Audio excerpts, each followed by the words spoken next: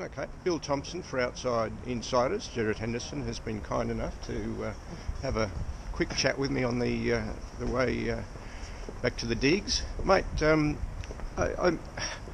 you're always good value on the show. Thank you, Mr. Thompson. For bringing a degree of realism and conservatism to the panel, which is sadly missing on much of the ABC.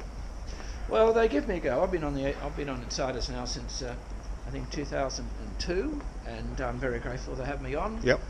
5 or 6 or 7 times a year. And when I'm invited, I always turn up.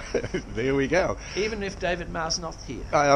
Look, I attended the judgment of the appeal for Pell Yes. in Melbourne last week, and I did see David Marr waiting in the line to get in, and because he was a few spaces ahead of me, he actually got into the courtroom where I was directed into the media room. Did you watch it on TV? I watched some of it. I read all the transcripts. I was busy at work, but I had a look at it on both days, but I read all the transcripts. Look, I was... Oh, you're talking about the final judgment? Yes. Yes, I did watch that. Okay. I was sitting in the room in the front row watching it on the big screen, and I was a bit taken aback when the head, the chief judge read the verdict. I thought she was just describing what her view was, and then when Weinberg gave his, I thought, okay, it's 1-1. What's the third person going to do? But the judgment had already been handed down. It went against the appellant. Yes. Well, it wasn't all that well explained at the start, and there was a technical glitch. But it was on the one big issue, whether the jury should have come to the decision that it came to. It was 2-1.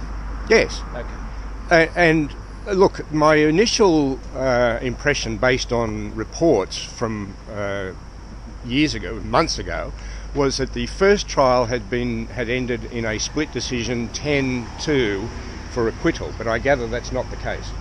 Well, we don't know whether that's the case or not. I mean, it has been widely said it was 10-2 for acquittal, but we don't know. You've written recently that it may have been as few as 3 jurors who... Well, I'm just saying it was at least 3. Okay. Not as few as 3. At least 3, otherwise they would have got a majority verdict against them. Oh, okay. So it was at least 3. All right. It could have been... It could be somewhere between 3 and 10. Mm-hmm. All right. Look, I took that into consideration in trying to work out where I sat on the matter, and what I read suggested to me that the events as described by the accuser were unlikely to have been able to occur because of the surrounding circumstances. Well, what you've got here is the most experienced criminal jurist in Victoria is Justice Weinberg. Yes. He was in the minority. Yes. The 2 in the majority are not specialists in criminal law. Right. Now, I mean, we have to respect the majority. Absolutely. Verdict, but I would add that I've never seen such a devastating dissenting judgment in over 50 years of reading criminal law. Right. A devastating judgment, about 70,000 words, 200 pages, compared with 100, and an absolutely devastating judgment.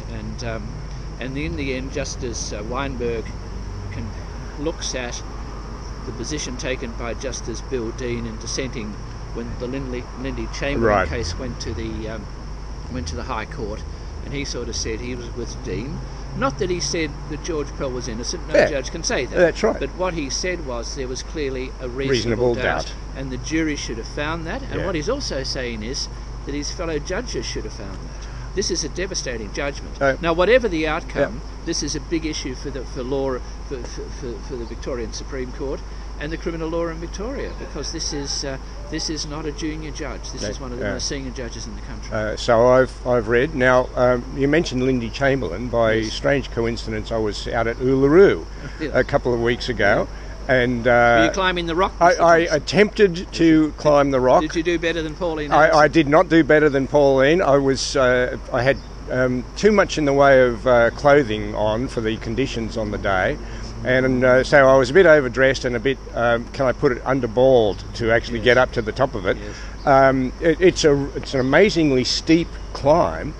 And the thing that really was against me was there were about 500 people on the rock ahead of me coming down when I was trying to go up. Like Everest.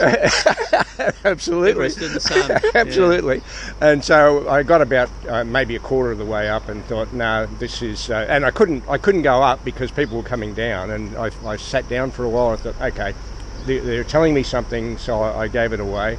But it is a wonderful place to visit. And have you been out there? No, I haven't. I've flown over it. Okay. I've only been to Darwin. Yeah. I've spoken to a number of people who said, yes, I climbed it 40 years ago, like when they were in their late teens and early 20s. I did see some kids that would have been 5 or 6 years old coming down and going up, and I'm not sure as a parent I would have taken my own children up. It is dangerous. Yeah. I mean, I don't know how many have died on the rock in 50 years, but it's quite a lot. Scores, I think. Now, I had hoped to speak with Tanya Plibersek arriving. In Sydney. That's right, and I was intrigued that Fran, gave her plenty of time to talk about asylum seekers and all the rest of it before finally coming to education right at the end of the segment. And I was pleased that Fran had pushed back when Tanya said, the government's been cutting funding, when in fact they haven't been cutting funding. Well, Fran did quite a few interviews in this area on Radio National. Every time this issue was raised, various coalition ministers corrected what others had said. Yeah. So I think she was fairly well briefed on it. And she put it to Tanya Plibersek because whatever the problems with Australian education, it doesn't solely turn on money. We all know that. We all know that. Yeah. And I thought she did well today. I suspect they spend a bit too much time teaching gender identities and climate change and the like. There wasn't a lot of mention of climate change this morning, maybe a couple of references, but not much. It was a busy agenda. There was a lot of stuff on. Fran Kelly moved through a lot of issues quite quickly, actually, in view of the fact they were quite detailed issues. Yeah. But they did manage to have their usual rant against Trump in comedic fashion, perhaps. Oh, comedic fashion. But Laura Tingle was quite sensible what she said about Trump and China, because, as we know, the intellectual theft has been huge from China over decades, and the Chinese leadership's got away with it. And Trump's the first president of the United States, Democrat or Republican, to say you're not going to do this anymore. So. And Laura Tingle recognised it. Michael Stutchbury was on the show last week, and I was chatting to him on the way in, and he was saying that it's a shame that Trump is off his rocker. And my view is that we've had 40 years of presidents and commercial people who presumably are on their rocker, that got us to the state that we're in now. So maybe it takes someone a bit contrary to set the record straight. I think that's right. Mate, thank you very much for your time, and have a safe trip see you back. next time. 13th of October.